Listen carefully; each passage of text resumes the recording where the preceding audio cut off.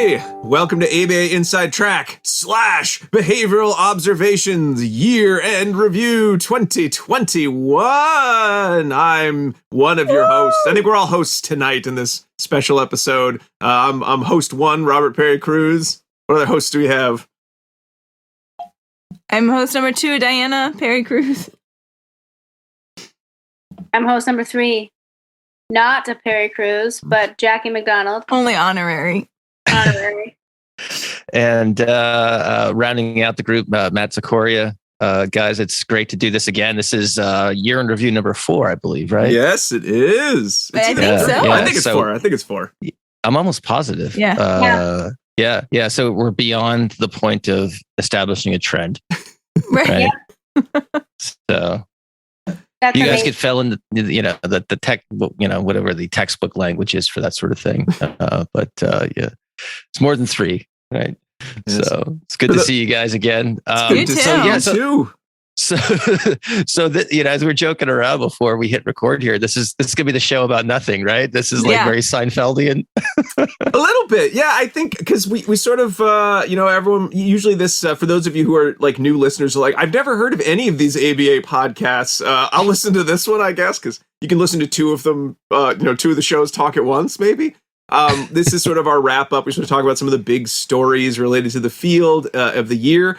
And I don't know if it's just the year after pandemic, while pandemic still goes on, but we sort of had a couple topics and they all either got too heavy and it was like, this isn't it's not going to be fun if we wrap up the year with like a long debate on like heavy topics, or maybe it was just people were recovering, so there weren't as many like giant stories that you could sort of do like quick hits. But yeah, I think this is going to be even more casual than some of our previous years in review. And you know what? That's okay, because I don't know about all you, but 2021 has really not been the best as far as I am concerned. I think it is possibly objectively better than 2020 in a lot of ways, certainly.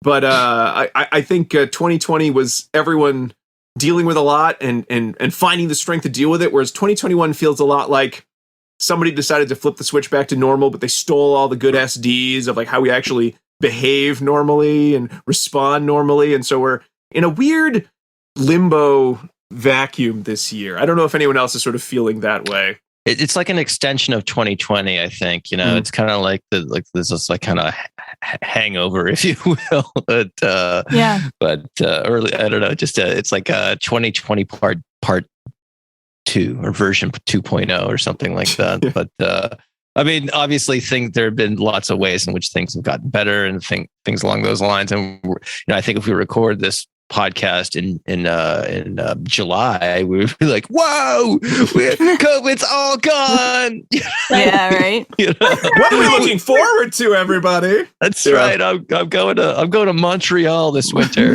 or whatever, Right. And then here we are with another COVID surge. So Jackie, you were saying right before we hit record that you got you got pretty taken down by COVID. I'm obviously glad you obviously made it through it. Not to make light of things, because there are obviously people who are succumbing to it still. But you got it pretty bad. And I know you didn't talk about it on the air, it seems like. So do you want to kind of fill us in a little bit? Since I don't know about you guys, but every Christmas party that I've attended, everyone just wants to talk about COVID. So maybe we should just kind of dispense with this for talk about this for a few minutes, and so we can. Sure, that works. Yeah. That works. So I was super cautious during all of 2020. Like, we kept my kid out of school, right? We saw none of our friends. We didn't go to anyone's house. We got vaccinated. We were like, woo, right? But still, like, kind of like didn't go to restaurants, didn't go places, right? Didn't go to movie theaters. And then I was like, you know what? I can go to a restaurant. I can go to one restaurant. Went to one restaurant before I got my booster shot. And then got my booster shot a couple days later, and I was like, I'm doing awesome. And I was like, actually, I feel real gross. And I thought it was booster symptoms, so I like stayed home from work that day to like, watch TV, because that's what you can do when you're like, oh, I got booster symptoms. I got to stay home and watching TV. And then the next day I went to work, because you have to get rapid tested at our work if you have any symptoms whatsoever. And they're like, you have COVID. And I was like, no, I don't. And I actually got it pretty bad. I hung out in my unfinished, unheated basement.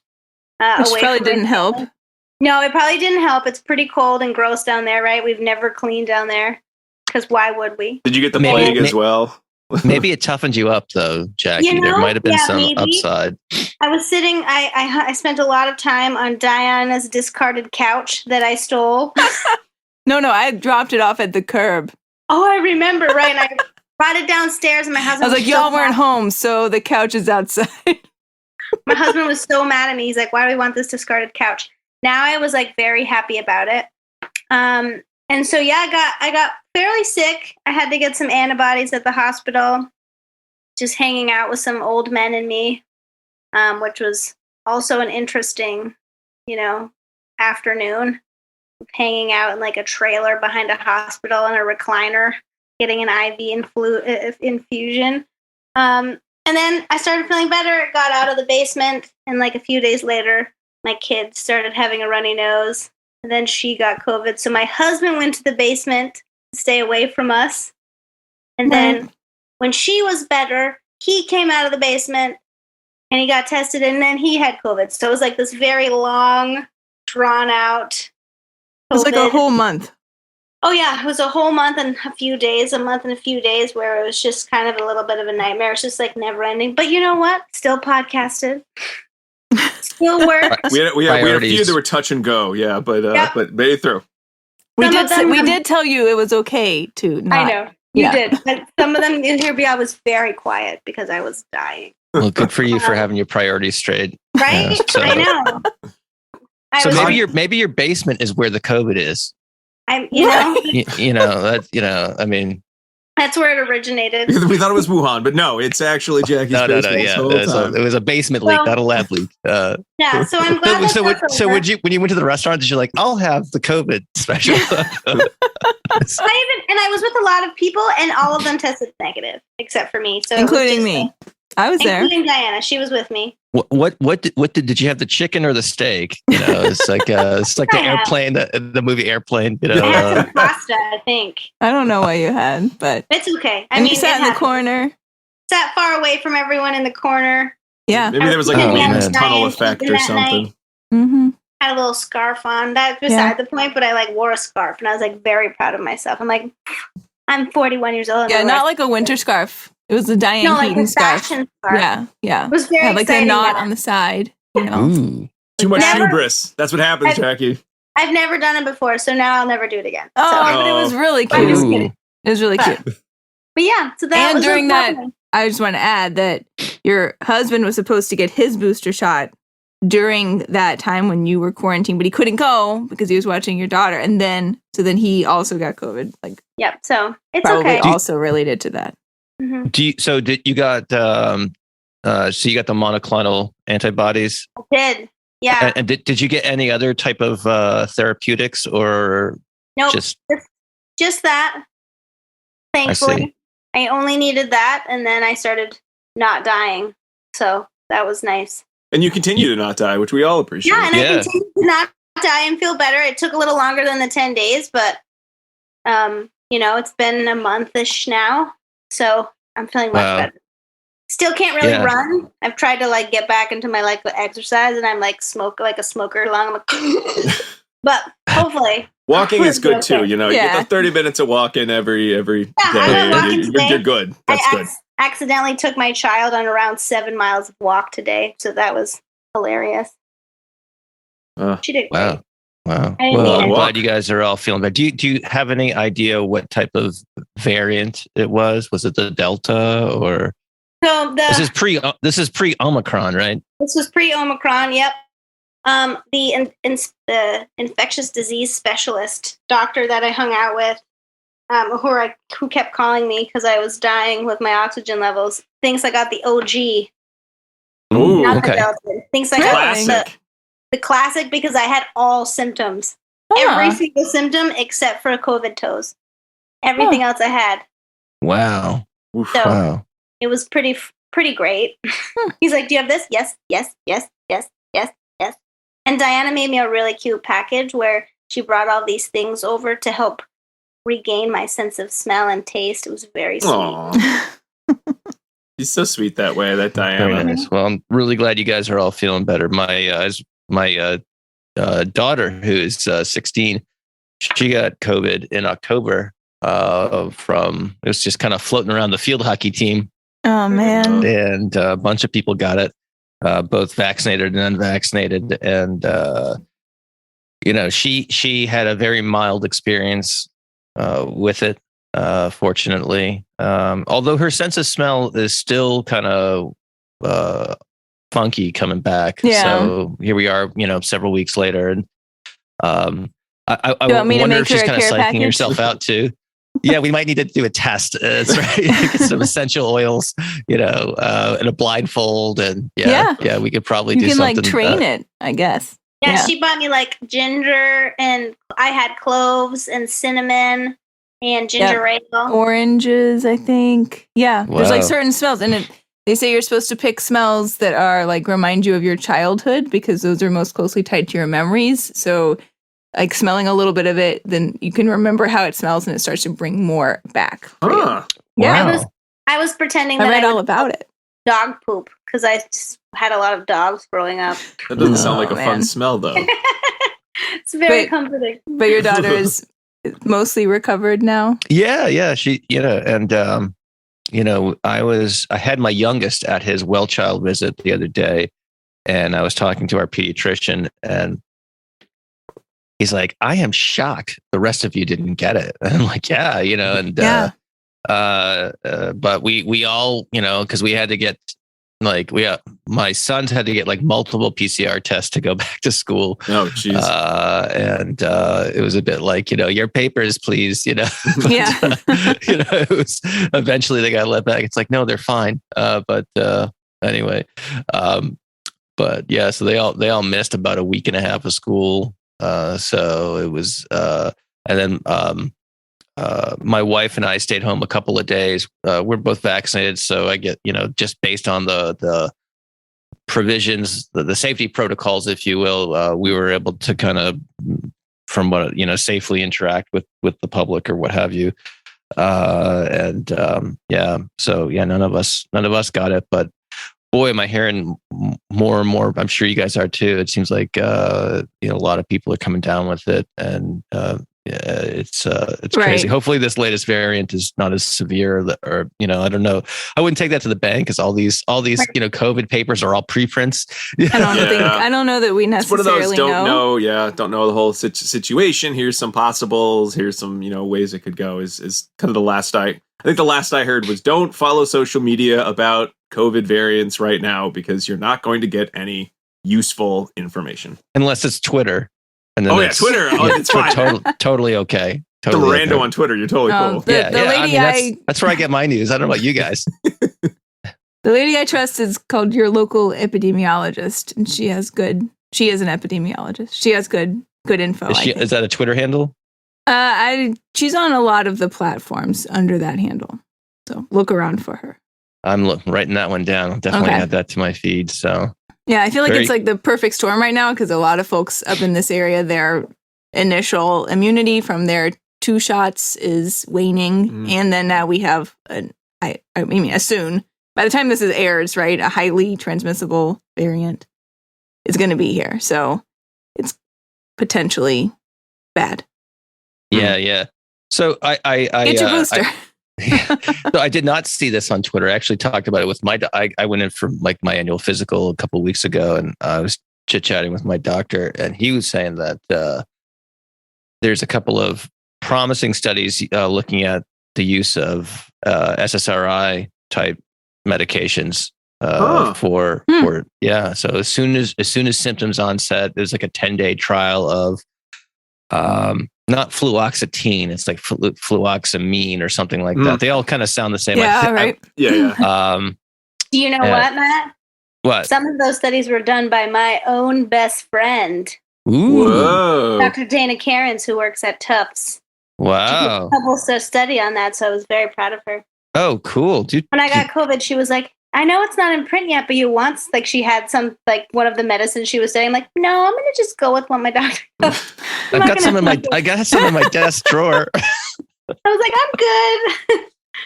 Did you just prescribe that? He was joking. Oh, okay. Yeah, just a joke. He was just joking. We were just joking. That's exciting, though. Yeah, it's like a 10-day trial that, and apparently it's helpful. I don't recall the I didn't read the paper. But apparently it's but who knows? I mean, a lot of these things are, this is kind of like a moving target. So, it's hard to keep up with it. It's hard to know what to put stock in and whatnot, so yeah, we'll see. We've come a long way from like washing our Amazon packages, bring them in the house. Oh, geez. We're not doing that Yeah. Oh, that was boy. annoying. Our kids can go back to school, which is amazing. Oh, thank goodness. Yeah. Yes. I think reopenings of schools has been pretty big. Right. And we can go back to conferences. That's right. Right? With In some cases. If you want to. 2021, there was, you the can return conference of if you some, want to. There was a return of some in-person conferences, which is exciting. I think all of us, with the exception of Rob, went to one.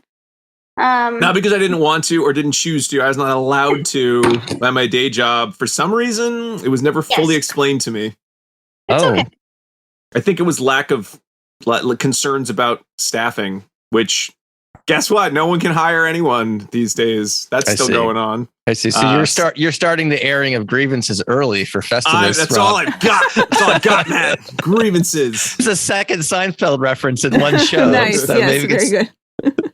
It was something, and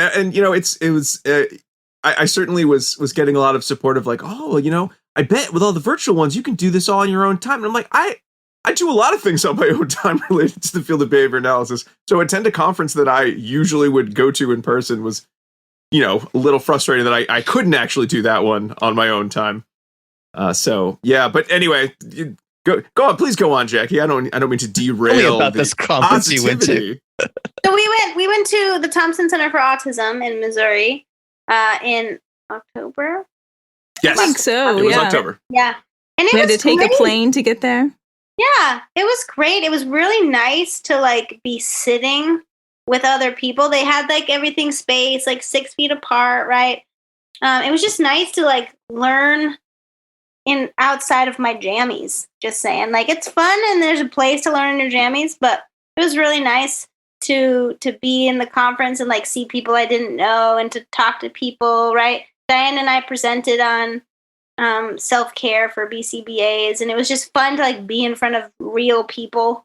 So I think over the past year we've gone to some very good virtual conferences, right? Yeah, and a lot of the platforms that are being used for those are light years ahead of where they were even a few years ago. They have some amazing chat features. Some of them have really cool like interactive like quiz components and like contests and things like that. So like that has really changed, I think, what you can get out of a virtual conference. And I've had some amazing talks I've heard through that format.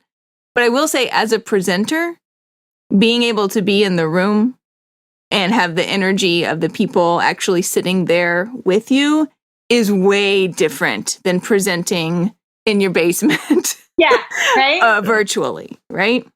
Yeah. Yeah. But I went to the Babbitt conference too this year, and that was virtual, and that was really awesome, and I learned a lot. But there's nothing like being with people. Yeah. Yeah, we had the actually, I want to talk about New Hampshire ABA, but before doing that, so tell me a little bit about the Thompsons. I've only heard about it from you guys. What's the what is this place all about? What are the Obviously, it's a center for autism. Yeah. I'm sure they do something relative. So the Thompson Center for Autism is affiliated with Mizzou, which is the Missouri State or State of Missouri University. I can't remember which way it goes. So they are funded, I believe, through a lot of different state mechanism. They have a lot of different funding services. Yeah. But then a large part of their focus as well as outreach to the community. So the conference is part of that structure. And what's really cool about this conference that I haven't seen at most other conferences I've been to is that they have 3 distinct tracks that are set up for different audience members, but everyone's, of course, welcomed to participate in anything that they want to, and they encourage a lot of interaction. So there's a track that's more, there's a BCBA track, there's a track that's more for special educators, and then there's a track that is more for parents or those interested in like, autism more generally. And I love that there's those opportunities for interaction. And if you are coming in as a BCBA, if you need CEs, then you should go to the BCBA track. But if you don't, then you have a chance to hear other speakers that you might not necessarily see present at other behavior analytics specific conferences. So I like that they have that larger lens focus. And we got a chance to talk to a lot of people who aren't necessarily BCBAs or who maybe work in the larger field of special education, which was just really nice, right? Like we shouldn't be trying to isolate ourselves in that way. We should be looking at collaborating. So I think that that's a nice focus for that conference. I wish we had more conferences that sort of had that blended approach. I mean, I'm sure there are more. I'm not like a conference exhaustively looking through every program for every conference out there, but there is something about attending that one. When I've gone to the talks for like special education, they have felt a little bit beyond what I've seen when it's sort of just a purely special education conference.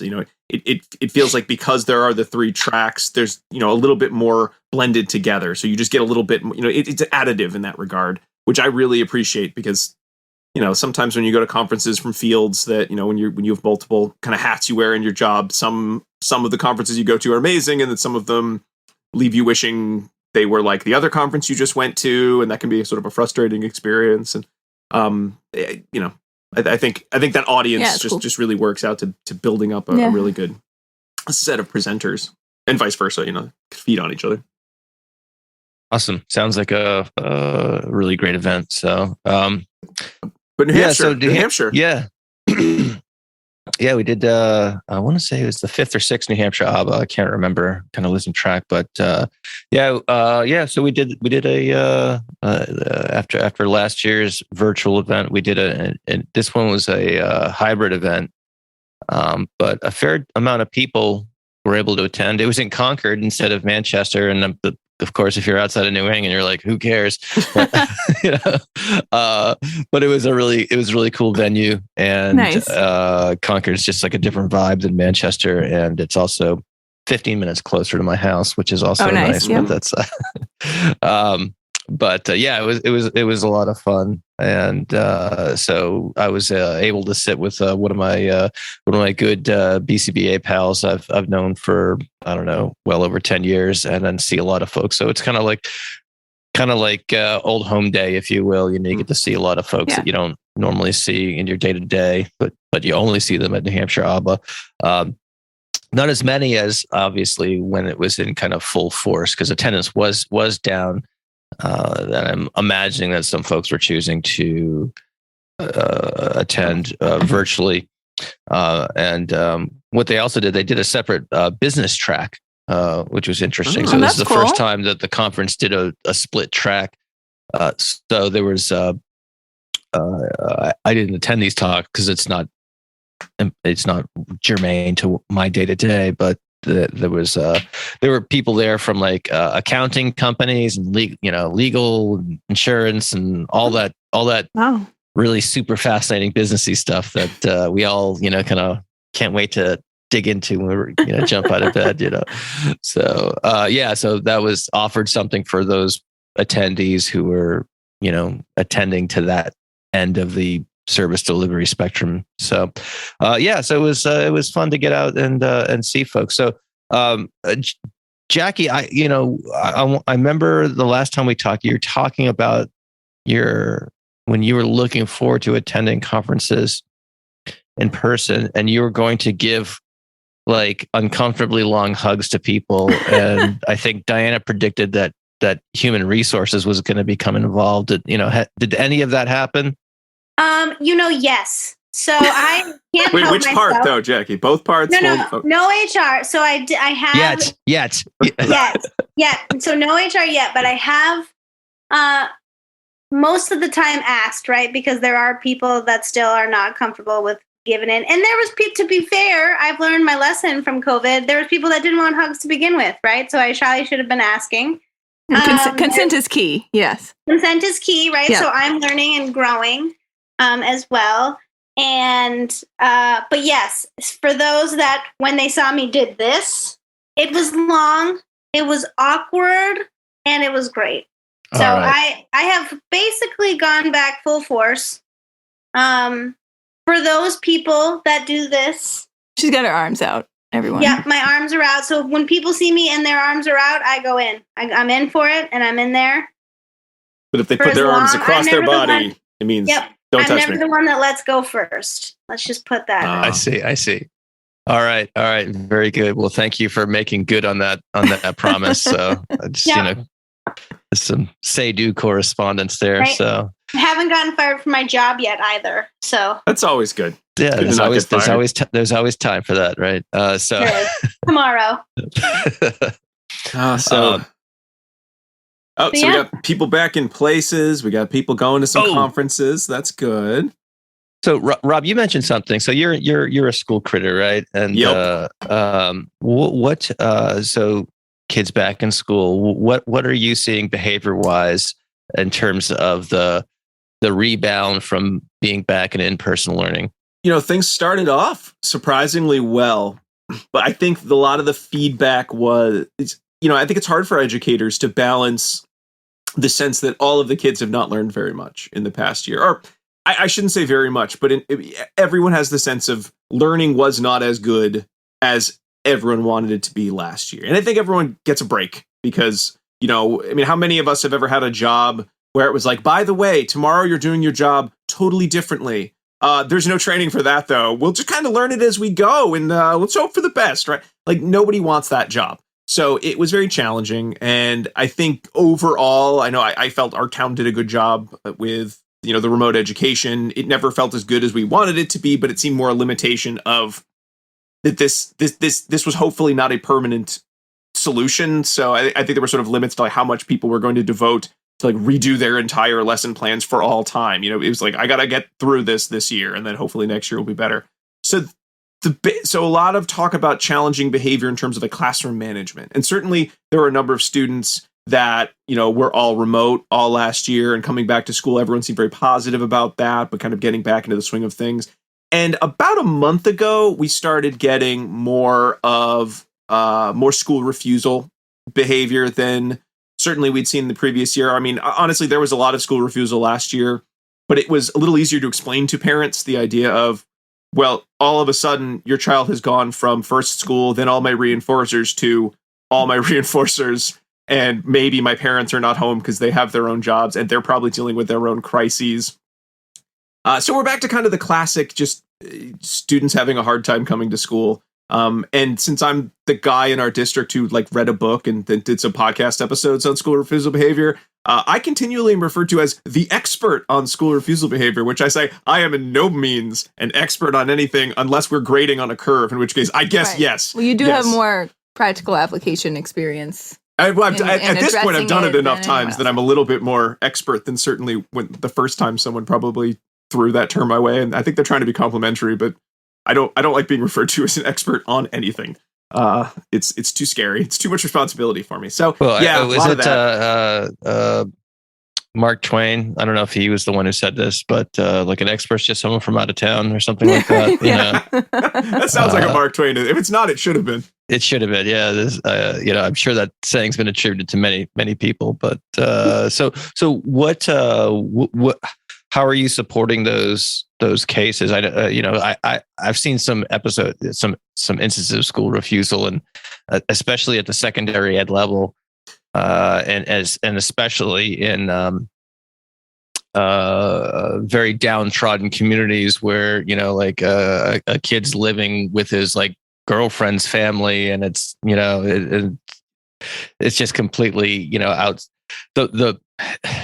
and so it's I think to quote Greg Hanley, I think he said something like, when the reinforcers are sex, drugs, and rock and roll, it's really hard to program around that, Yes. because the competition is pretty steep.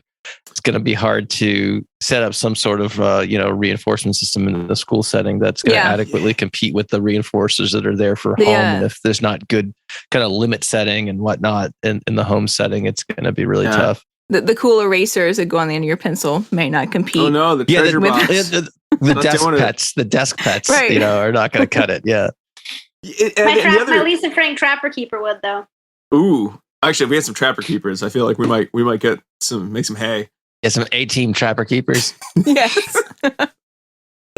The other challenge that is faced now is, I think a lot of what probably all of us from being, our generation in terms of limit setting.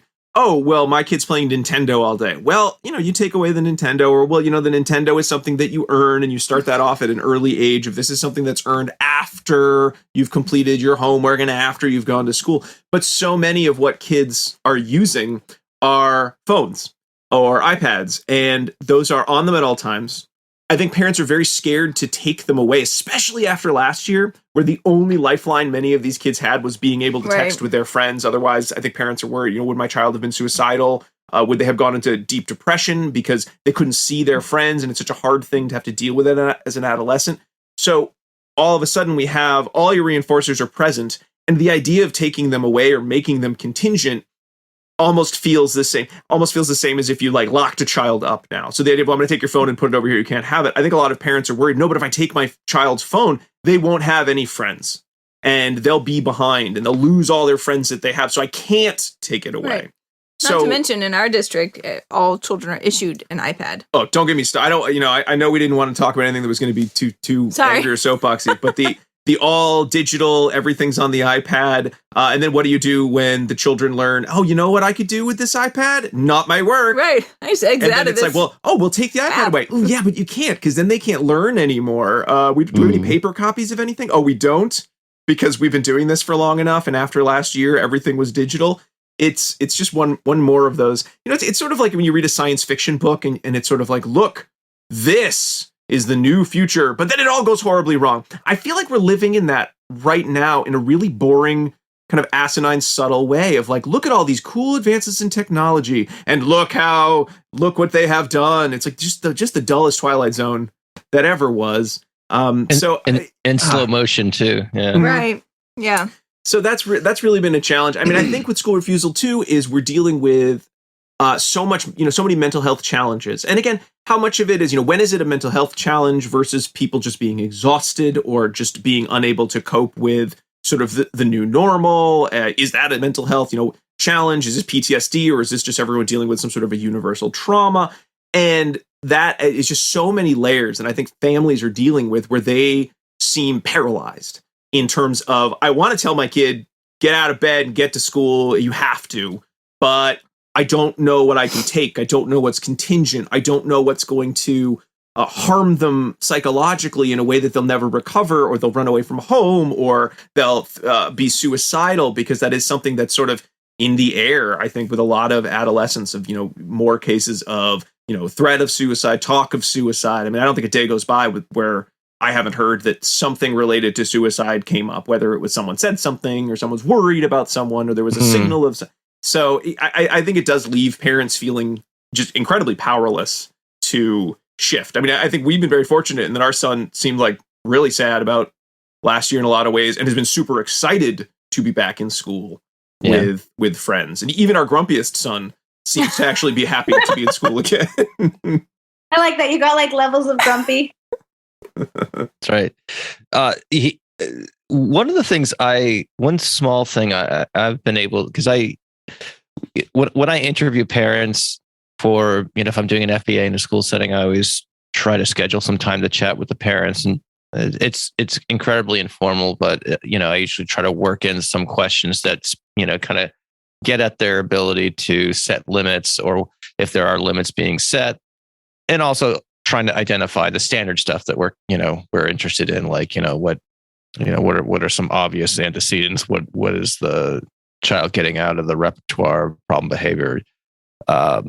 One area I've been able to get some success in is maybe not taking the electronics away, but taking them away after a certain period of time. And so a surprising number of parents let their kids go take their phones into their room at nighttime. I didn't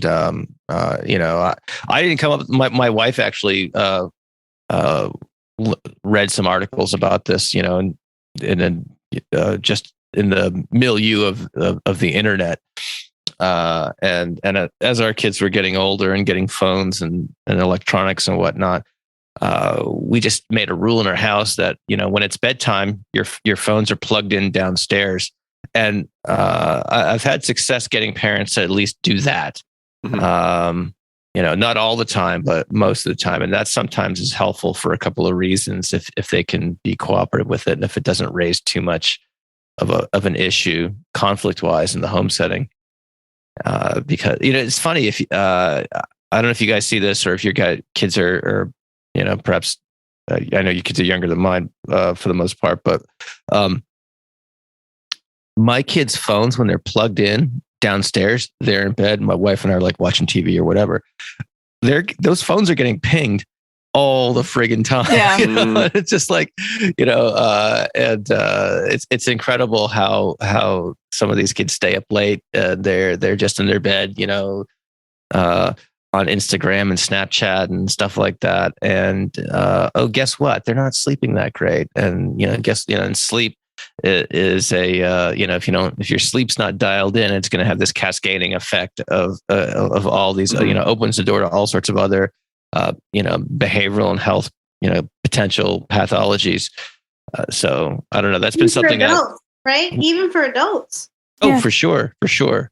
Yeah. And I think that's a great kind of, a great tip, Matt, just in terms of, simple place, just everyone agrees we can put it there, keep it away from students. Cause and the other challenge too, and this was something I know we have a friend whose husband does IT and sort of tech education at his school system. And he'd shared some resources. Really, it's a lot more about the length of time. I think, older adults get kind of scared of new apps. I mean, and I don't think any of us are that old, but I know I still am like, what's this app? Whoa, is that different, or should I be nervous about that? But for the most part, these social media apps, it's just the same as any other social kind of interaction, just in a different format. The topography changed, but what kids do there is kind of the same old junk. But where the challenge can come in is the length of time, because the longer you're with your social media, the longer you're seeing things that other people have and other people are doing, and the more you're comparing yourself to everyone you see on there. And that can be a challenge. I mean, that's one of the reasons I really do not like using social media, because I don't think I've ever gone on without seeing someone's having the best day ever and I'm not having the best day ever. And that must mean that there's something wrong with me. And I'm just like immediately, like, it just brings me down so fast. And I'm an adult, and I have a lot of positive things I can look at, and I can think rationally. I can't imagine what that's like for an adolescent. Look at your lovely wife. Be like this. Exactly. I'm like, well, I'm so happy here. But like, if you're an adolescent and you're seeing, people online who are like, all I do is play video games and I make $2 million a day. Why am I going to school? Why don't I have that many people like my video? Just that can't be. I don't want to say can't be good, but that has to feel really terrible for individuals, for teens, for everybody, really. Yeah. It's hard in that my especially my sons, they love YouTube. And of course the algorithm just keeps feeding you stuff that's awesome. And, it's just, but they also learn some interesting stuff as well. And I don't know, sometimes they come out with something. And it's like, where'd you hear about that? And like, YouTube. I'm like, well, okay, well, maybe it's not all terrible, but I don't know. It's just really, it's just this kind of, interesting new world that we're living in from a parenting perspective. You got to turn into the skid. You can't put the genie back in the bottle. So it's not about why is this all bad so much as what are the benefits? Like you said, your son's found some cool things online. I mean, I love YouTube for teaching. Like, I needed to learn knots for Cub Scouts, and man, you try to find like pictures or you read the descriptions of knots. Like, what the hell is this garbage? But YouTube, I got tons of people who are willing to show me how they made a knot in slow motion. Video modeling. It's video modeling. Yeah, I learned to tie a bowline. So so the room I'm in right now, we had this flood last spring. I remember that. Yeah. All the huge like things that you had to. Yeah. So I'm not the handiest guy in the world, but I installed the flooring in the basement once we got our, because I'm cheap also, and so I'm like, and so I YouTube the hell out of that. And this one channel in particular was just a godsend, and I learned all the stuff I needed and all how to fit the vinyl planks around door jams and stuff like that. Oh, that's tricky. It is. Oh yeah. So I can tell you how. No, I'm just kidding. I'm not. So is the room you're in the same room you used to podcast from? Yeah. But it's all redone now. For the most part, yeah. We still need to replace the carpet of the stairs coming down here, but this is the basement. So, nice. Yeah. So so we tore the carpet out, and so I put some flooring that will be impervious to water should this calamity happen again. But it was a total YouTube university. Yeah. So it was an interesting project. It was fun, but anyway, we're back to the parenting thing though. Yeah. So getting the electronics out of the bed room is huge, and then trying to help parents reframe that they're taking it away. One of the things that I'll do is I'll tell parents, like, look, if you can, they're still going to think you're taking it away, but if you explain it to, like, hey, you know what, you can, especially if it's real, if you tie their behavioral performance in school to what they can get at home, that it's like, if you could hold on to that thing before they get home, and you get some verification in terms of whether they met a particular behavioral goal at school, then they can, I said that it's never theirs. They can just rent their stuff with, and they pay with good behavior. So that's another way I've worked with parents to kind of reframe how that. I like that. Works. I like that phrasing, Matt. I mean, at the secondary level, you do start having students who, they're 17 or they're 18 and I don't want to go to school anymore. And it is really hard to have to discuss with parents, like, is your child going to live with you forever? What is your relationship going to be like 20 years from now? As much as you know best that they should get a high school diploma, their earning potential goes down if they don't graduate. If it's not what they want to do, it is important to, work with the family about, talking about person-centered planning. If a student says, I'm not going to school, I want to drop out, it doesn't help to say, well, here's what we're going to take away if you don't go to school, because at some point they're just going to say, I can leave. And sure, wouldn't it be better if they left with a plan about how they're going to pay for the apartment they want to move into? Because I don't know about you, but when I was a kid, if my mom had ever sat me down and been like, hey, I know you love this and this and this, let's go over like what they cost and how you'd be able to keep doing that. I mean, that would have scared me about, going to school much more than any sort of punishment or like elaborate reward system that my mom could have set up for me. The idea of like, oh no, I love watching TV when I get home. I love having a place to sleep. I love just going out to eat whenever I kind of feel like it. It's like, you can't really, you do that because you've earned X amount of money. And so sometimes with families, you do have to have that discussion. But I think that can be hard to hear too, because again, if your child's 17 and says, I don't want to go to school anymore, I think it's really hard for parents to say, well, okay, let's talk about what you do want to do, so much as, no, I want you to, I know that's the right thing. Yeah. Every kid must do X. Yeah. Must go to a 4-year college, must. And that's it's challenging. It's challenging. And at the other end of the educational spectrum, I am interested in, this is what I'm seeing. So I was in a school the other day in Vermont, and the kind of behavior specialist teacher that I kind of team up with, this school serves students 3rd through 5th grade. And he said to me, Matt, it's like we have 3rd grade kids. We have kindergarten children in the bodies of 3rd grade kids. Right.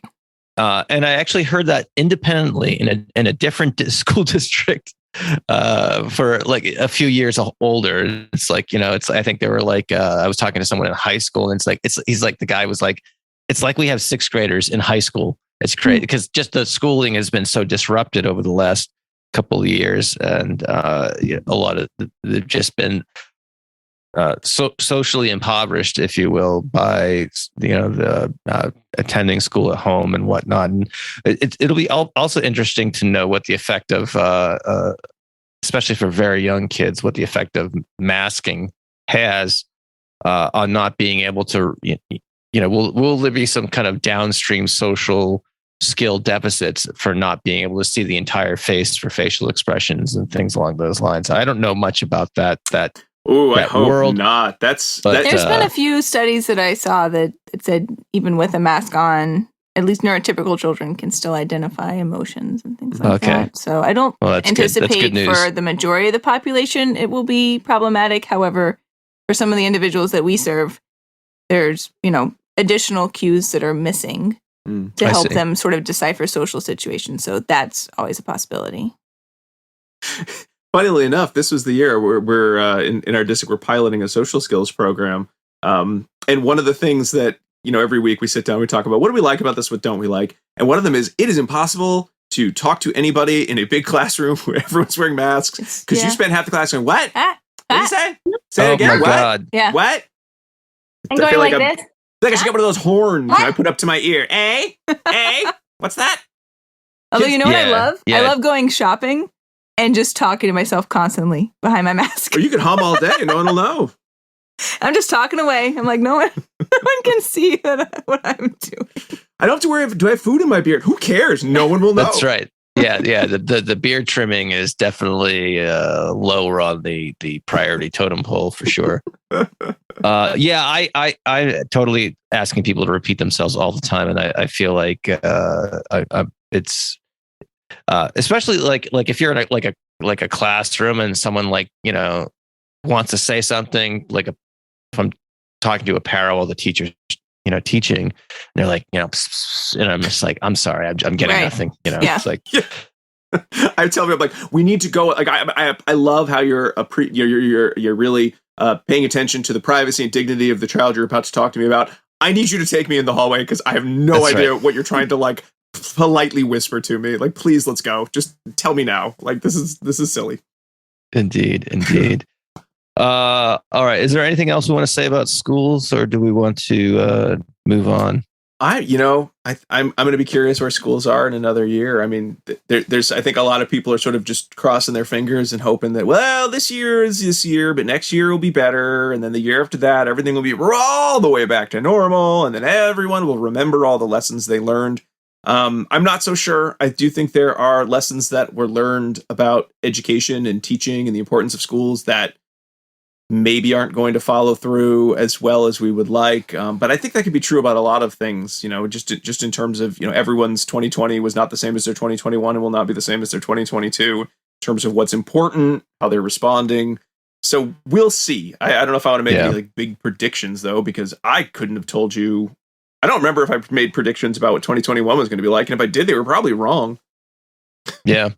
I guess the one last thing I would say is that if there ever a case for a wide scale implementation of direct instruction and, precision teaching, et cetera, boy, it's now, especially with all the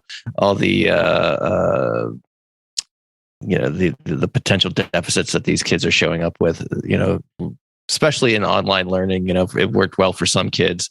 I think there's some evidence to suggest that it worked disproportionately poorly for communities of color, impoverished communities, etc. Yes. Mm-hmm. And so, yes, not all school districts issue all of their kids an iPad.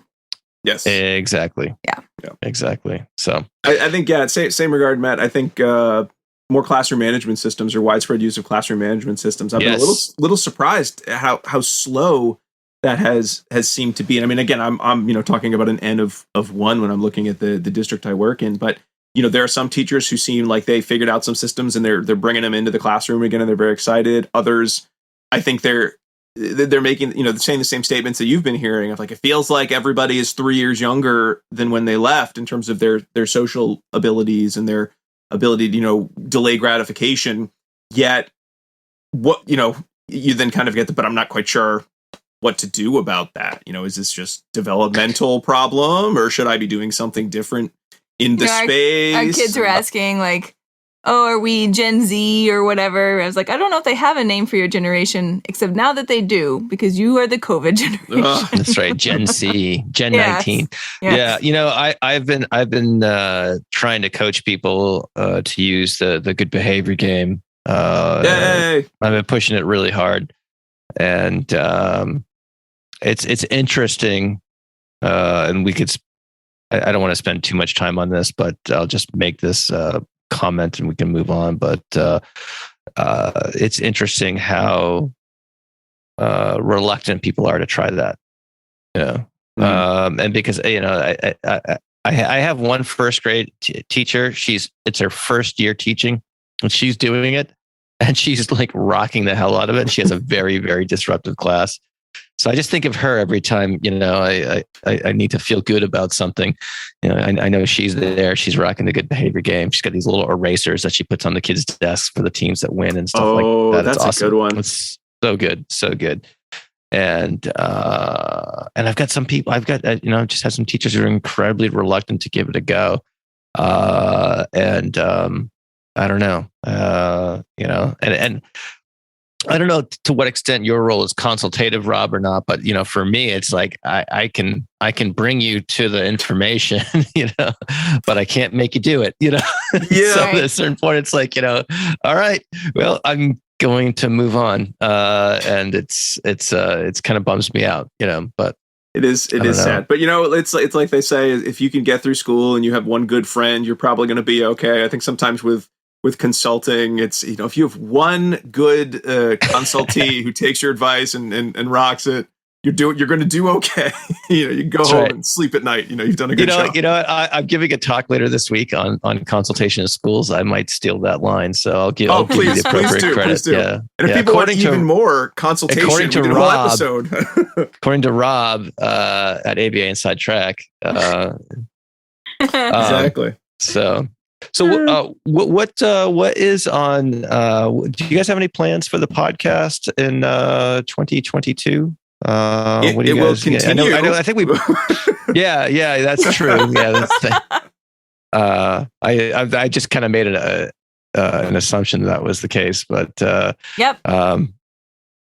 So I don't know. Nothing too huge. I mean, we've certainly looked into branching out to some extra benefits for like the Patreon page, because I know one of the things that is I we've talked about, and I think we've kind of all talked about, is we have these shows and they've been around for a long time, and you build communities, and you focus on just continuing to do the same day in, day out? Do you try to something different? Is there a way to do it? So we'd sort of done the Patreon route in terms of, if people wanted something different, could we do it quickly? And then if everyone seemed to hate it, we could easily stop doing it. And it doesn't affect the kind of the week to week of recording the podcast. So we have a few things there with some live episode recordings. We're going to try that this year. So we have one of those. By the time this comes out, it'll already have happened. So if it were a disaster, whoops, sorry, everybody. But if it went well, then great. We won't know. It's totally how we planned it. Dude's trying to do That's cool. Yeah, do some kind of guests, but not like episode guests, but more just like a quick, tell us about your work in a way that if people are like, I only have a little bit of time, what could they take from it? Where could they go to? So we're going to be trying that. We continued our book clubs for another year, which we all think is a lot of fun. Although, man, we have been down on like every book recently that we read of like, this book didn't do what we wanted. This book was frustrating. So I don't know how fun it is to listen to any of those, but we have a great time reading and then discussing the book. Yeah, I remember listening with interest the one, and this is going back a couple of years, I think, the one you guys did on the power of positive parenting, the Glenn Latham book. I definitely enjoyed the breakdown of that. So I'll have to catch up on some of the other ones. Yeah, I think meaningful differences. Because they go out they're like a year out if outside of the kind of the Patreon community. So I think our meaningful differences, did that go? I think that was the one that came out. That we were pretty positive on meaningful differences. So Is that the one I think. is that the one that they did out in Kansas, the study they did out in Kansas? Yeah. And it's like, if you speak a lot to your kids, Yeah. it means it creates meaningful differences or whatever. Yeah, the 3 million word gap. That's where that came from. You got to talk to your kids.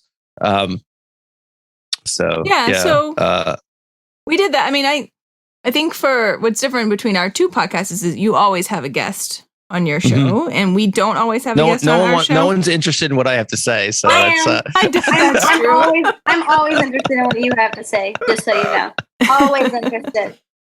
So for us, it's always kind of a balance of trying to figure out what seems like a topic for us that we want to tackle, just the three of us, or what is a topic that we want to hear or have a chance to hear directly from the author. And so we kind of do a mix of reaching out to people that we know, reaching out to people that we don't know, and sometimes people reach out to us. So we've tried to make sure that we're branching out in that way, and like actually, because Jackie's good at that. She's good at reaching out to people. I know you're shocked. But for me, that's like the scariest thing. Yeah, right. Seriously. For me, that's like the scariest thing that I could think of. But she's been really good at that. And so we've tried to branch out this year and in the upcoming year to reach out to people we don't really know that well and say, hey, would you like to come on the show? Let me ask you guys this. Do you guys ever get inbound requests for interviews? And if so, like, are they I just send them your way. No, we had at least one I know we sent to that Jackie sent to you, Matt. Okay, no, but I get some from like some people who clearly never listened to this podcast and don't know what it's about, and it's like so and so is going to use hypnotism, and it's by like a PR person who's like paid to get their client on podcasts, and it's so obvious that they just don't have a clue what the show is about. I always get I should start screenshotting those and and just saving them in a file for laughs or something like that. But they're really it's really a hoot, and it's like, wow, we get a lot of random stuff like that too. Yeah, for sure. But there's people for whom that's their job is to get people on podcasts. That I don't know if the podcast listening podcast knows. So weird. Like I mean, should quit my job and do that. Just get people on podcasts. Yeah. Well, I don't know how you're feeling about this, Matt. And I don't know if this is going too far away from, the ABA year in review, but I think it's on our list. The idea that there's so many podcasts and everyone's talking about podcasts. And I feel like we've done these for, our 4 years now. That maybe last year before, we talked about, no, I think definitely last year we talked about, wow, there's more ABA podcasts than there were before. It seems like there's, 10 times more podcasts. And I don't know about you, but I'm kind of tired of hearing the word podcast. We started watching that Only Murders in the Building show with Steve Martin and Martin Short and Selena Gomez. It's good. And it's funny. Okay. Like, I like Steve Martin and Martin Short. What is it on HBO? It's on Hulu. Sorry. And it's about there's a murder and they'll have true crime podcasts and they're going to start their own true crime podcast about this murder in their building. And Martin Short said the word podcast about 50 times in 10 seconds. And I said, I hate that word. I never want to hear the word podcast again. I'm so tired of it. And it just feels like something that I guess if people have been doing a podcast for like 10 years, 12 years, or some of the oldest podcasts, they must hate these days because it just feels like everyone's talking about podcast this, podcast that. And I don't know if everyone appreciates like the amount of work that goes into producing content every week and then making websites, design, and like doing all these things that you never trained to do in your day to day. I mean, talk about YouTube help. And I don't know. I mean, I don't want to be like, our ivory tower of podcasts. We've been doing this for so many years now, everybody. But it does. Right, I'm gonna pull the ladder up. It does just feel like I'm glad. Into my tree fort, into my podcast tree fort studio. No, like, I love the democratization of information and audience. Yes. Like anyone can now have a show, and anyone can have a community, right? And that part's super exciting. Yeah. It does feel like it hit a weird over mainstream after the pandemic that it's like inescapable in a way that it does make me feel like I'm being very like old and grumpy about like, did you just learn about podcasts? I've been hearing about podcasts. I've been doing one for all these. So I don't know. It does feel it's a little too not mainstream in a sense of I'm not happy it's mainstream that people aren't excited about podcasts and they can't get out and make their own podcast, which is cool. It's just, I don't know. I don't need to hear the word anymore. All right. Thank you, Clint Eastwood. I know. Every day I'm just older. I'm What do kidding. you- I'm kidding. What do you think will be next? Right? So podcasts are like hot. Like, what do you think will be the next mode of communication? I don't know. I've been thinking a lot about this in the shower and when I'm driving, right? Because now I'm like inundated with my kid loves these kid stories podcasts. And I'm like, what can I transfer her to? Because Podcast I'm is just the older. radio. People love the radio for a long time. It's just you can make your own radio show where you used to have to go through the FCC. So when I first started the show, and I was reaching out to guests, especially not older guests who may have less contact with technology, I would be writing cold emails. I'm like, hey, my name is Matt, and I have this. I'd like to interview you for my podcast. A podcast is like a radio show on the internet, and I literally used to say stuff like that all the time before the word podcast was a household word. Excuse me. And so not having to do that now is nice, I suppose. But I don't know. As far as the next medium, Jackie, that's a great question. I think thinking, right? Let's start thinking and moving. Well, I mean, I don't know. Like the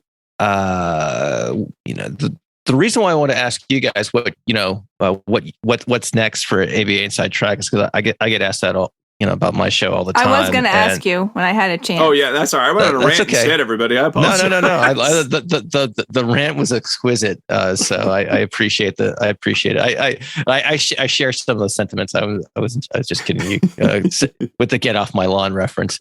But anyway, but I feel the same way you guys do. It's like, it's like I want to, dance with the one who brung you, as the saying goes. It's like, I don't know, like this is kind of working for me, and it seems like the people who listen to the show tend to like it, I suppose, and I'm grateful. I'm extraordinarily grateful for that. And I'll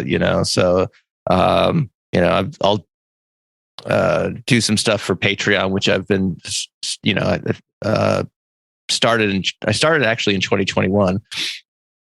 And I've tried a couple of different things, and what I'm doing now is kind of like, for some guests, I'll just hold them over for kind of like another 15 minutes, and that last 15 minutes will be on a slightly different topic, and that will be Patreon subscriber only content. So I've done that with a couple of episodes, so it's kind of like I won't be as cruel as Sam Harris, who just fades out, the conversation midway through. I don't know if you ever heard him do that, but it's just like, it's like, wow, I'm like I'm hanging on the word, the really deep conversation, and it just fades out, and and if you want to subscribe to this, it's like, oh man, you bastard, So I don't. I mean, I do a little fading, but it's usually like another 10 or 20 minutes of content. So I don't know if I'll do that with every show, but that's kind of what I'll probably do. But again, it's just one of those things to give the subscribers a little bit of bonus content. But at the same time, I don't want to severely disenfranchise the folks who are just along for the who are enjoying the show and consuming it like everyone else does and whatnot. So so I those are that's probably the main thing. And my plans are just kind of keep trying to find interesting people to talk to and have fun conversations and share them with folks. Matt, Jackie doesn't know, but Diane and I have been talking. We're probably going to try to branch out into the live play role playing scenario as well. So, that's probably the big change. Out. It's a big change for next year. Out. I can't play games. Like LARPing? No, I don't think there's so many great, you don't have to play Dungeons and Dragons, Jackie. It's a lot of narrative storytelling, right? No. We could be in a magical land. No? Okay. I'm doing a show on Dungeons and Dragons. I actually have a guest who reached out to me to talk about that and how they use that with social skills. That's great, but I don't want to play. It's so fun. If they want to be the DM, I'll play.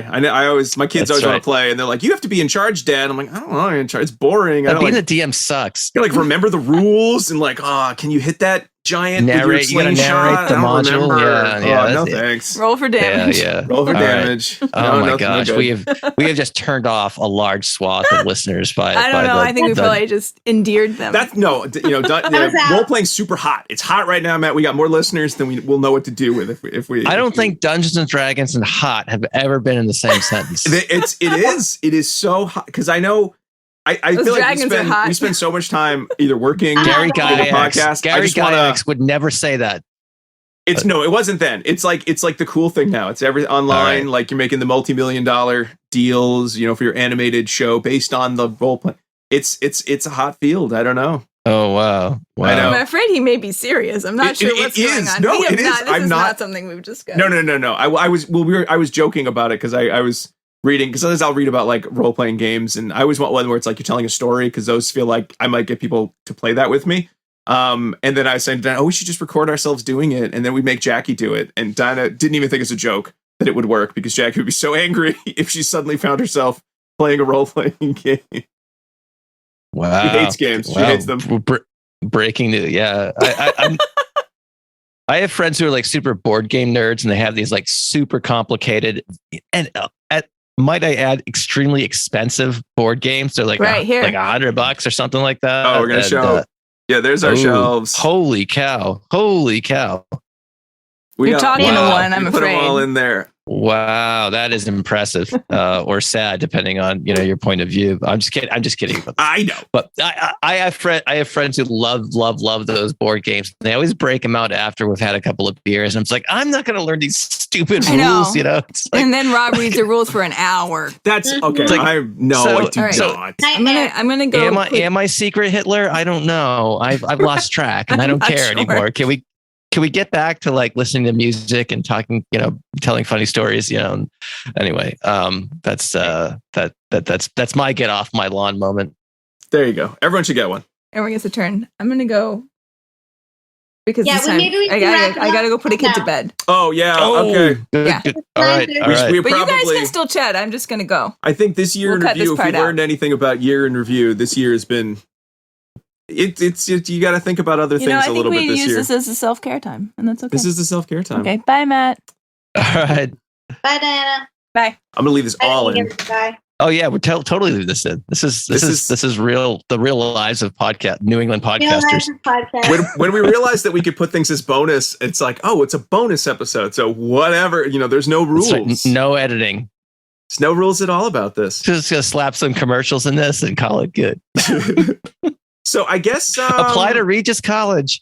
Oh yeah, actually, we don't put that in the bonus. I thought of you guys because my daughter, being in high school, being a junior in high school now, she got a little mailer from Regis College. I ran into her room and showed it. I showed it to her. I'm like, my friends teach here. We'll show you around. It's 10 miles from Boston. I learned that on the ABA. Yeah, I think it's actually 12 miles from Boston, but nobody. Oh, okay. We can update. We'll update the little campus. Yeah. So I was so excited to show her that. Oh, that's good. That's gonna be a fun process. On a campus tour, you let me know. I will. But she gets like 8 of these things a day, so it's just kind of like it's crazy. It's crazy. I wish I still got them. What, could go to college? Back to college, restart my life again, do something different. There you go. Yeah. That is one of the things I know. We'll talk about it probably for 2 seconds, but we got new ethics code coming out, and this was on the old ethics code. What? The idea of new one. Is it really? By the time everyone is listening to this, you got like 2 more days to use your old ethics, and you got to do new ethics. I never used the old ethics. Once they made the new one, I was like going with the new one because the new one is so much better. I had someone try to do old ethics, and I said, "Why are you bothering? Like, what is the purpose? Why are you bothering?" I once drove my car after the registration expired. You better report that to the GACB. It was just for a couple of days, and then That was my favorite newsletter when they had to tell people, be like, stop sending us parking tickets. We do not want your parking tickets. Nobody cares. Nope. We can't watch all of these. No, but the idea of it's always been about competency of practice, and I do think that comes up a lot, and a lot more so, especially when we're talking about topics like cultural humility and working with, populations that are different than the ones we were originally trained in. Sometimes I have that thought too, Jack, if you know what I'd love to do? New field in behavior analysis. And then I realize, oh, but I got to go through the whole process of like reading a lot and then learning something and then finding someone else. If I want a job and I'm just like, hi, I've been in the field for, so many years. I will take your entry level position, please. And that sort of just depresses me. And then I'm like, I guess I'll just stay in school. Like the kids should all do. I'll stay in school. That's right. Oh, but you could do gerontology. You could become an ACT therapist, or you could go into OBM, but nope, gotta be ethical. It's a whole shebang to do all that stuff. Change tracks. There's just off the top of my head, it makes sense that, I'm sure that it's the idea is to protect whatever client you're serving, I suppose, so if right.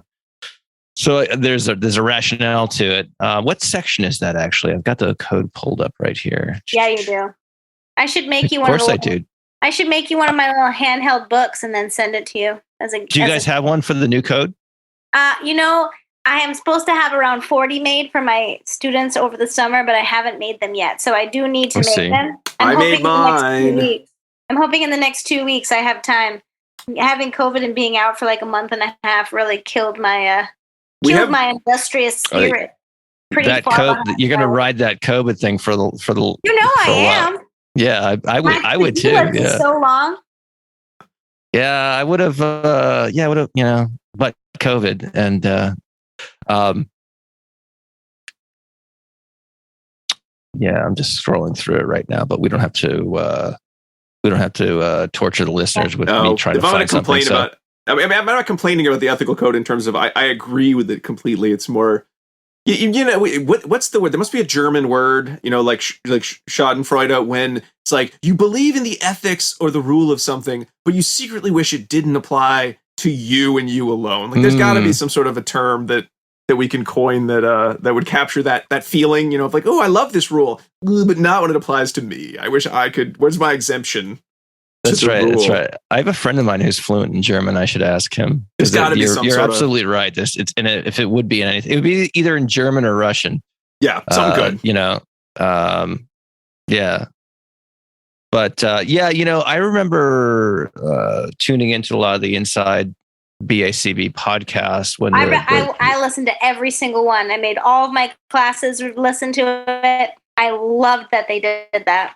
Yeah, I have to go. I'm gonna actually make a point to go back and re-listen to him because I remember paying attention to it when this stuff started coming out, when we first started announcing it and whatnot, and I am not as conversant in it as I probably should be.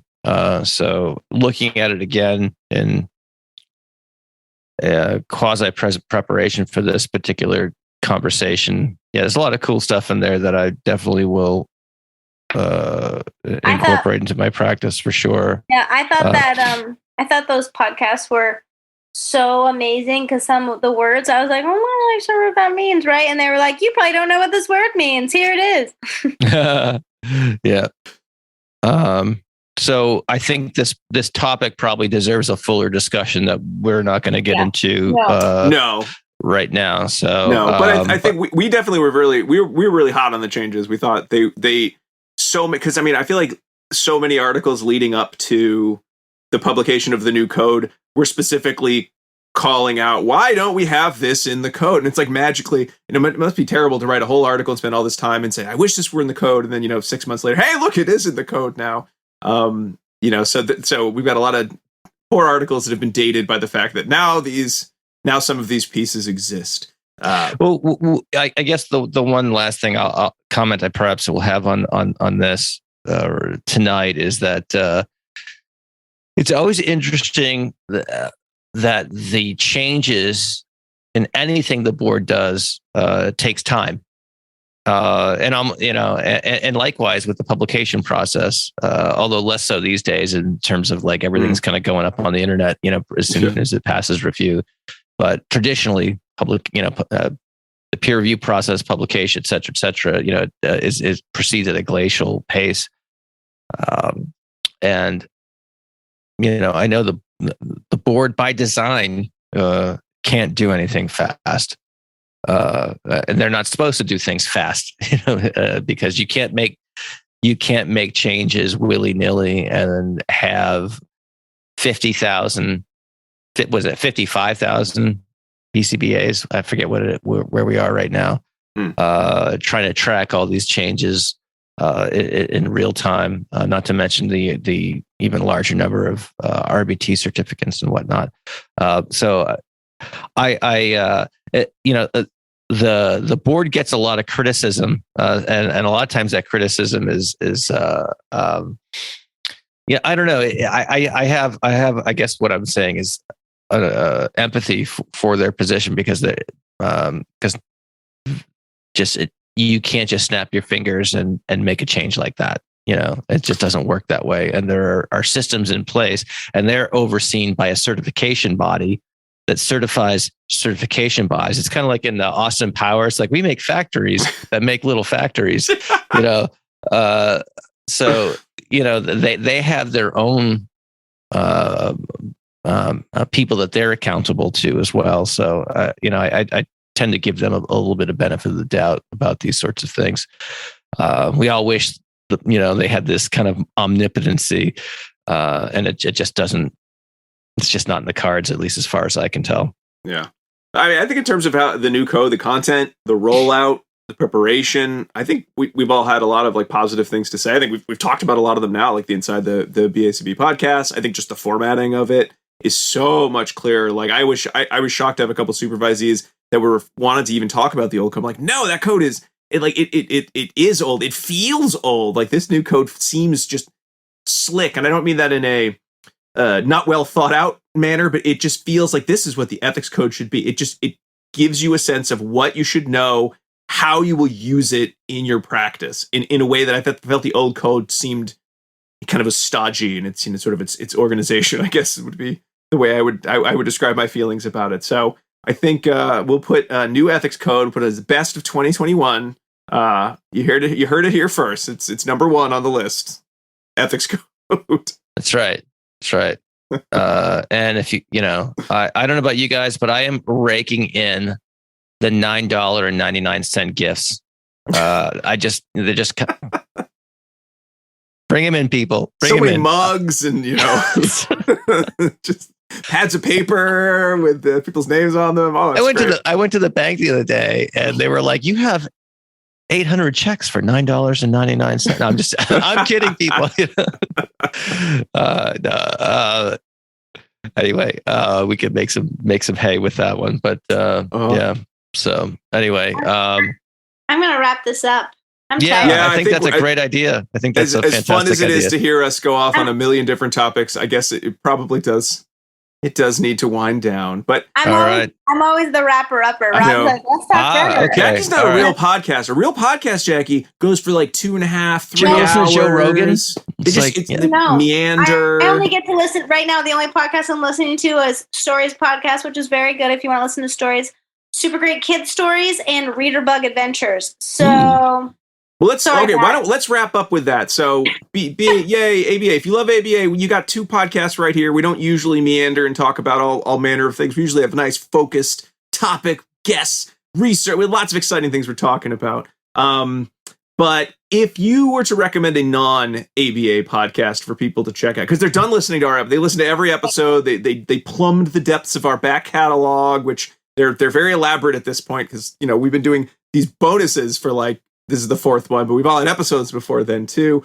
What would you say, Jackie? You say Children's Story Podcast is your I got recommendation? those 3: Stories Podcast, Reader Bug Adventures, and Super Great Kid Stories. Those are all kid-themed stories. And then I have been listening to, which is going to totally hallmark me up, I've been listening to Love Letters, which is the Boston Globe's love letter columnists. Because one of my close friends was getting a divorce, and I wanted to give her. She was like, "What should I do?" And I was like, "I don't know." So I've been listening to this podcast to give her advice. That's very nice. That's very sweet. Nice. So that's all I'm listening to. That's it. All right. So most of my non-ABA podcasts are political, and as such, I'm going to keep those names to myself. They're all very centrist, though. There was something someone posted on Facebook the other day. It was like this kind of this really neat graphical display of like a lot of popular kind of political podcasts, and I learned that I'm a radical centrist. So that was interesting. Radical centrist, man. Those are two words I did not expect to go together. That's my interpretation of it, but it was like, wow, I'm like right. I was surprised. But anyway, so let's see. One podcast I like a lot is called The Drive with Dr. Peter Attia, and this guy is a doctor, talks about longevity and health performance and things like that. Really, really, really cool. So I listen to his podcast quite a bit because I learn all sorts of stuff. And sometimes he talks about some pet interests of his besides medicine and whatnot. But it's pretty interesting. I like that one a lot. For the same reason I like the Huberman Lab. That was good. I listened to that too. Yeah, Andrew Huberman's really, really good. He explains stuff. I wish I could talk that extemporaneously. Me too. He's really good like that. I'm just looking at my phone right now. For music people, there's two music podcasts for if you play guitar. One is Wong Notes with Corey Wong, Wong, of Vulpec and the Fearless Flyers fame. So funk people will probably recognize that. There's another kind of really fun guitar player that I follow. His name is Greg Koch. That's Koch for those playing along at home. And he has a podcast called Chewing the Gristle. So guys just talk to other guitar players about gear and stuff like that. Really kind of nerdy stuff. That's so fun. Those are my non-ABA. There's a sample of my non-ABA podcast that won't get me into too much trouble depending on what your political belief system is. I don't know. We never demographic to see where any of our listeners, I don't know if you've done this, like, I don't know where our listeners lie in terms of the political spectrum. I don't think we need to. Oh, no, exactly. I don't want to at all. I just don't have that information. Yeah, I don't even want to know I'm at all interested in, so. I know from us, I think Diana was happy. I'll speak for her a little bit because she had to go put our youngest to bed. But we were happy that one of our old favorites, Good Job Brain, which is a trivia podcast, came back. They did like a shortened second season because, like a lot of people, they started their podcast when like, a few of them were married and the others were, it's in a serious relationship. And then by the end of their first, 100 whatever episodes, when they had to take a break, they're all having kids and doing all the other things that make it very hard to find time to produce and record a podcast. But then they've come back, so we've been very excited to have that. But I think our kids forgot they ever listened to it, so they seem grumpy when it's on, even though it's one of the few podcasts we can all listen to in the car that doesn't have a lot of swear words or topics that are just of zero interest to anyone who is not in their 30s or 40s. So we were very happy maybe that was a positive from 2021. That show came back, or it might have come back at the end of 2020 though. Now I can't remember. And then as for me, I use podcasts as my escapism. I'm always surprised how many people are like, I spend so much time learning, and I'm like, I don't want to learn anything when I listen to podcasts. I just want to zone out to some extent or have goofy conversations in my head with the host. So the two I find myself always excited when they're on. There's one called Podcast the Ride, where it's three guys talking about, sometimes with a guest, talking about theme park rides and theme parks. And they actually did a whole episode, Matt, you might want to find it, on New Hampshire based theme parks, because there are a lot of theme parks up in the New Hampshire area. Given the size of the state, you'd think there wouldn't be that many. There's like, what, 3, 4? There's a ton up there. Per capita, possibly, yeah. And then I'll have to check that out. Oh, and then I've been very into learning about how movies and TV our shows are made. I've gotten a lot of books about like the making of Indiana Jones or the making of Star Wars in the past year that I've been going through. And so there's one called the Blank Check Podcast. That one's pretty popular, where it's a film critic and a film actor, and they sort of go through the oeuvre of a director. So they just finished going through all of John Carpenter's work, and it's a lot of like deep discussions about making of movies and the thought that goes into movies and the thematic elements in various movies, some of which are movies I've seen, some of which I haven't. And so that's been a lot of fun to sort of think critically about film in a way that, given that I think nobody went to the movies last year pretty much, and people still might not be going to the movies right now. It was kind of a nice return to thinking about movies again, because it had been a while. So that's when I'm not learning about ABA, that's what I'm listening to. And I guess that's a good place to wrap up. That's the year. So everyone out there, you can listen to those shows. Don't forget also to listen to Behavioral Observations, and don't forget to listen to ABA Inside Track, because you heard it here first. Breaking news: we're going to keep making podcasts into 2022. If you were worried, speak for yourself, Rob. I don't know. No, I'm just kidding. I don't know how many recording sessions. What if today is the day I finally break free of the cycle of podcasting?